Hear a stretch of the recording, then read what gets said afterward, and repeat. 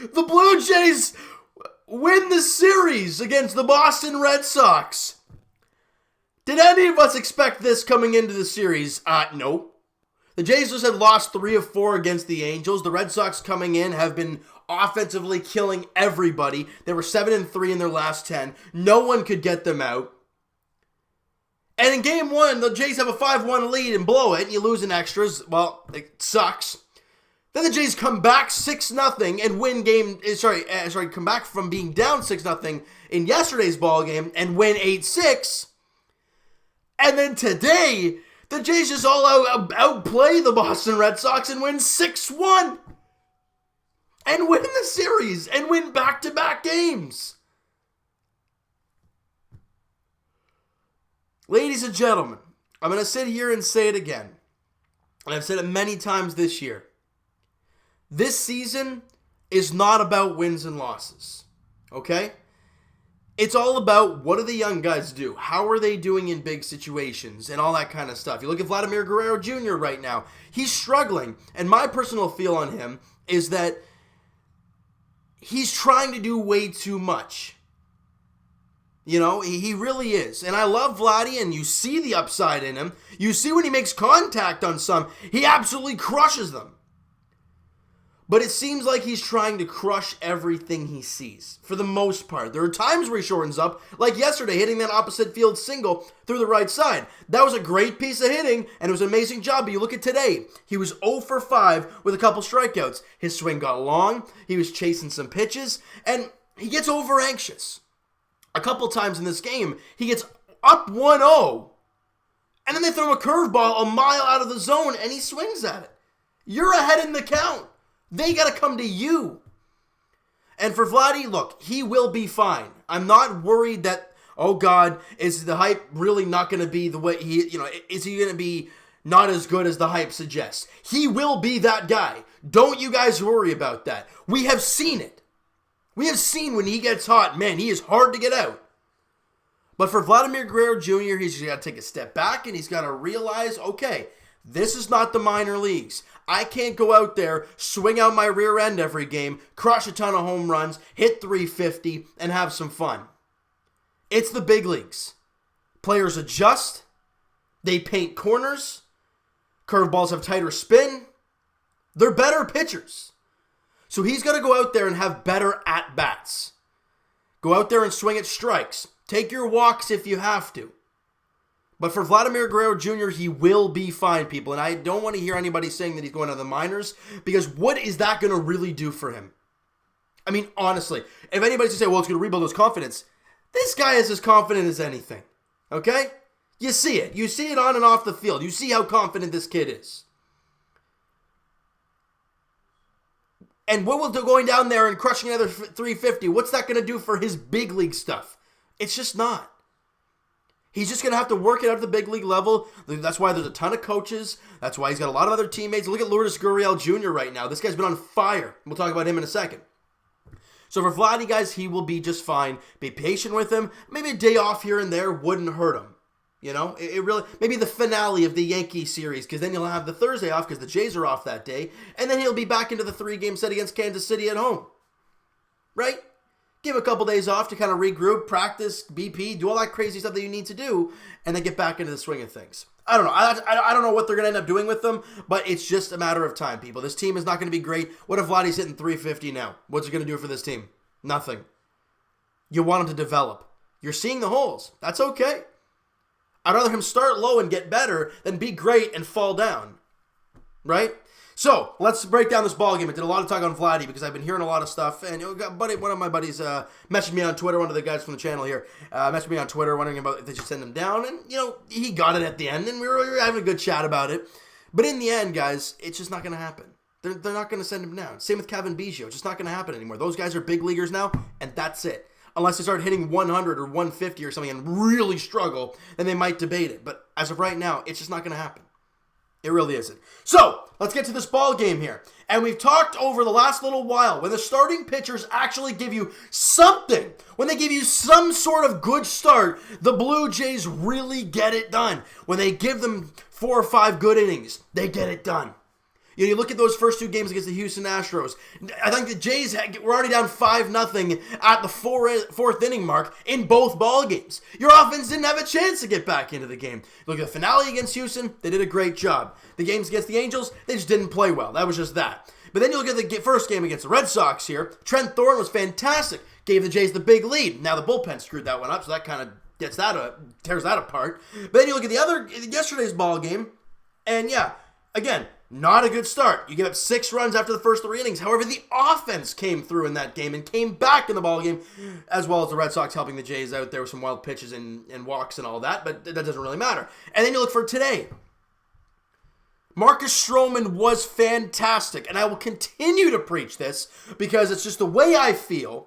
Marcus Stroman, after the ball game today, all right, his ERA he went 6 innings of 5 hit ball, 1 walk, and 6 strikeouts. ERA of 3.04. All right, he's 5-9 now on the year. The guy's only 28 years old, and I know we're hearing the whole trade scenario when it comes to Marcus Stroman, but I have one question for you. Is anybody in the return for Marcus Stroman going to be as good or better than Marcus? If you get 2 or 3 guys, probably not. I mean, you might, but they're all mights and ifs. For me personally, being a Stroman fan, knowing how good of a pitcher he is, knowing that he loves the city and the country and he wants to be here, my personal thought is he's pitching fantastic. He's 28 years old. Lock the damn guy up. But that's just me. People also want, the young guys. They want to bring in the 20-year-old, the 21-year-old pitchers, bring them in here, let them develop through the system and all that. And Stroman would get you a good package back. I'm not going to deny that. But you run into those questions of, will the package you get back be as good or better as Stroman? You'll never know until that happens. So I want to hear your guys' thoughts on that whole situation. What do you think they should do with Marcus Stroman? I want to hear your guys' thoughts down there. But the offense started early. In the top of the second inning, I think it was a 2-out rally here. Rowdy Tellez doubles. Then Brandon Drury inside outs one in between second and first base. Rowdy comes in to score. The Jays got a 1-0 lead. Good stuff. Great start to the ball game. They go to the top of the third inning with Lourdes Gurriel Jr. on base. Kevin Biggio with a pitch in the outer half gets barrel the ball, drills it to center, goes off the wall. Gurriel Jr. comes all the way around. He scores, and it's a 2-0 Jays lead. By the way, Lourdes Gurriel should have been running on the pitch and hustling on the pitch. And once he got past second, then he turned on the afterburners, and it was a very close play at the plate. But he was safe nonetheless, and the Jays have a 2-0 lead. We go to the top of the 6th inning, and boy, oh boy, the Blue Jays really start to tack on some runs here. Kevin Biggio walks to start the inning. Why? He's unbelievable. Freddie Galvis then rips a ground rule double down the right field line. Biggio ends up at third, second and third, nobody out. And then a balk gets called on Rick Porcello. And anybody who tells me that is not a balk does not know baseball. I'm sorry. And anybody saying, whoa, I was getting so angry about it, it's clearly not a balk. It's clearly a balk. When you come set and you want to step off the rubber, your foot comes off the rubber first, then you can relax. But what Rick Porcello did was, his hands broke, then he stepped off the mound. They call the balk, the run comes in, and the Blue Jays add on to the lead. It's 3-0. Nobody really argued. They were all kind of questioning what happened. You see the replay, it's clear as day. 3-0 Blue Jays. Runners move up. Runner at third now with nobody out still for Randall Grichuk, who grounds out, and run doesn't come in to score. But then they intentionally walk Rowdy Tellez to face Brandon Drury. Then they walk Brandon Drury on, I think it's 4 pitches. Bases are now loaded with 1 out for Danny Jansen, only hitting 166 on the year. If you're the Red Sox, this is the guy you want to play. And Danny Jansen singles to left field. Past Eduardo Nunez into left. 2 runs come in to score. 5-0 Jays lead. They make the Red Sox pay for their mistakes. They balk. The Jays get a couple more runners on. They knock in 2 more. Beautiful. All right? And meanwhile, I'm talking about things that happened in the 6th. Meanwhile, Stroman's just kind of doing his thing. There's a couple innings where they had a couple runners on, and that was it. Great job by Marcus Stroman. And then at the top of the 8th inning, Eric Solar's like, hold on, guys, I didn't get anything yesterday, and I'm 0 for 4 right now. Let me just hit a solo shot. Damn right he did. 8th home run of the year. His previous career high is 3. So Eric Sogard having a damn good season, as we all know. He gets in on the way, and it's 6-0. And let me talk about something quickly before we quickly get to the minor leagues and all that stuff, because there's quite a few things I actually want to get to before we end this off.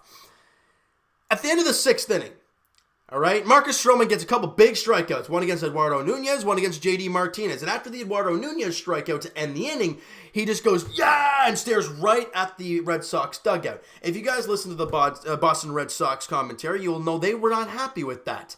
Because, this just and Dennis Eckersley is one of the guys who was saying that. And if you guys are older Jays fans and you watched the 92-93 World Series, I didn't, but I saw it on Blue Jays Central. They showed it as well. Dennis Eckersley is a guy who did that kind of stuff. So I don't know what the heck he's talking about. Nonetheless, you see Stroman on the bench in the next half inning, and he's telling all the coaches and players, yeah, they were saying this, they were saying this, they were saying this, and he starts laughing because clearly the Red Sox are talking because this is one of the only teams in the league that get butthurt from Marcus Stroman showing any type of emotion. Because you saw it the last time when they were in Toronto, I think it was, and Stroman was doing some emotion. You heard Alex Cora yelling at him, and these guys were yelling at him. You don't hear almost any other team yell at somebody like that. It's emotion.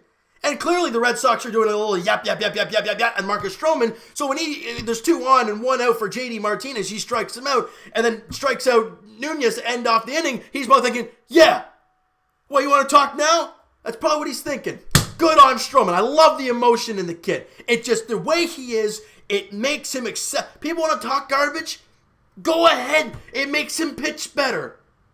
If you guys know Marcus, you'll know that that's the case.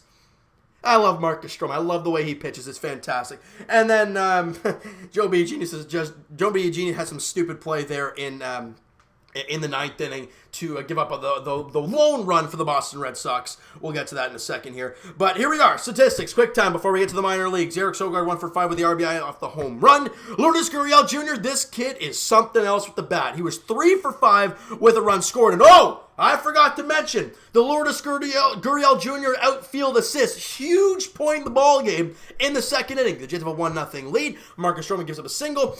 Brock Holt rounding 3rd, heading home, and Gurriel throws an absolute seed home. And people are going to say, well, Brock Holt got hurt. He was hurt almost at the plate. So if you're saying it affected his run, I don't know about that. And it was a great throw, and he was out by a mile, by the way. And Gurriel, what an amazing play to get the 2nd out of the inning, and Stroman gets the last out. That could have tied the ball game.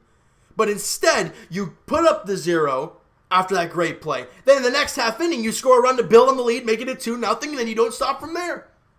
Amazing job by Gurriel in the field, and he goes 3 for 5 with a run scored. His average is now up to 286. Ooh, Lourdes Gurriel Jr. starting to find himself with the Toronto Blue Jays, and it's great to see him doing well in the outfield, because when he came up last year, I kept thinking to myself, man, he's a great infielder. He's an amazing shortstop. He's got a great bat, but we have Vladdy, Cavan, and Bo Bichette coming up here. Where the heck's he going to fit? And to see him excelling in left field, it's so nice to watch. It is so... And maybe they're trying Biggio in right field because maybe Bo Bichette's going to come in as the second baseman. I don't know. All right, and so speaking of Kevin Biggio, he went 1 for 4 in the ball game, but he walked once and had the RBI double. Great job there by Kevin Biggio. Freddie Galvis 1 for 3 with the ground rule double that he had, and Rowdy Tellez 2 for 3 with 2 runs scored and a walk. Great day for Rowdy, and what a series for big Rowdy Tellez. Great job for him. Drury went 1 for 3 with the RBI, and Danny Jansen 1 for 4 with the 2 RBIs on the RBI single that he had. We talked about Stroman's great outing. Tim Meza had a clean inning with a couple strikeouts, and congrats to Tim Meza for his 100th career K. Good job by Timmy. Great job there, bud. David Phelps had a clean inning, gave up a hit, and nothing else. That's a great job in the 8th inning. And then Joe Biagini, it was a chopper by Jackie Bradley Jr. to Biggio. Tough play by him. And Biggio throws kind of a seed right at him. Biagini just kind of whiffs on the catch and hits him in the knee, and it goes away. Run comes in, and that's the one run that scores. Error on Biagini, and that's the way the ball game ends 6-1. Now, the Blue Jays head to New York to take on the Yankees for is it a 3-gamer? Yeah, 3-game set starting tomorrow night. All right, Aaron Sanchez, I don't know what the heck we're going to see from him. We've seen some pretty good starts as of late from this Blue Jays pitching staff. Okay, maybe not yesterday, but it was a bullpen day. Starters-wise, you saw Thornton throw great in Game 1. You saw Stroman pitch great today. So Aaron Sanchez against CC Sabathia tomorrow night, 7:05 first pitch at Yankee Stadium. Game 2, Clayton Richard is the expected starter for the Yankees, and I don't really see a starter for the Yankees as of yet, so I'm not too sure what's going on there. And then the finale, it's going to be Trent Thornton against Canadian James Paxton. Last time the Jays saw Paxton, they actually lit him up. And for Trent Thornton, listen to this. In that next start, if he finds a way to have a pretty good ball game as he has over the last couple of starts, that means he pitched great against the Houston Astros in Houston. That means he pitched amazing against the Red Sox at Fenway Park. And if he can have a good game against the Yankees, he would have a great game at Yankee Stadium. 3 of the best offenses in baseball. And if he can kind of contain those guys, that would be incredible for Trent Thornton. That's the finale of that series there on Wednesday afternoon, 1:05 first pitch at Yankee Stadium. All right, so guys, quickly we're going to hit the minor leagues here, and what a day for AAA Buffalo. Listen to this. Bo Bichette has been crushing the baseball lately. He was 4 for 5 with an RBI and scored 3 runs today. That batting average has skyrocketed to 286. Anthony Alford has a good ball game. He was 2 for 5 with a couple RBIs and a run scored. Great job down there for him. Now, let's go down to AA New Hampshire real quickly here. And last time I checked, they were in the 5th inning. And sorry, was it the fifth? Yeah, it was the 5th inning I saw. And the ball game is over. Obviously, they lost 5-2. And Hector Perez, a guy that has struggled a lot this year, obviously the main piece in the Roberto Osuna deal to Houston. He went 5 innings, 6 hits, 2 runs, walked 1, and struck out 6. He gave up those first 2 runs in the first couple innings, but he settled down and he had a great job the rest of the way, dropping his ERA 13 spots. Still not very good at 5.35, but it's good to see him progressing slowly. And offensively, not a whole lot, but Logan Warmoth gets another hit. He was 1 for 4 with an RBI. Good to see there. Forrest Wall had a hit. Riley Adams went 1 for 3. Nothing really else down there. And let me go to the Dunedin Blue Jays real quick here, because the guy that I've been preaching about down there in A-Ball Lansing, the 20-year-old Josh Winkowski, who just pitched in the A-Ball All-Star game, got the call to Dunedin to pitch for the Dunedin Blue Jays there in High A, and he had his debut today, and he was awesome. The 20-year-old, yeah, he's turning 21 actually very soon, though. I think it's 28th of June. But the 20-year-old, 5 innings, 2 hits, no runs, walked 1, and struck out a batter. Great job by Josh Winkowski in his first outing there at High A ball. Will he be able to continue this moving forward for the Dunedin Blue Jays and probably end off the season with these guys and have a good end of the year? We're going to have to wait and see. But what a first impression for the Dunedin Blue Jays by Josh Winkowski. And offensively, Cal Stevenson, what a day for him. He was 3 for 4 with a couple RBIs, had a walk, scored a couple runs. Demi Orlamoya went 2 for 5 with a couple RBIs. He continues to hit the ball really well, and that's really about it for the minor leagues. I'm not going to go down to the other guys because I already checked, and there really wasn't a whole lot going on there. But what a day for Toronto Blue Jays, team and organization. Seeing some great things down in the minors.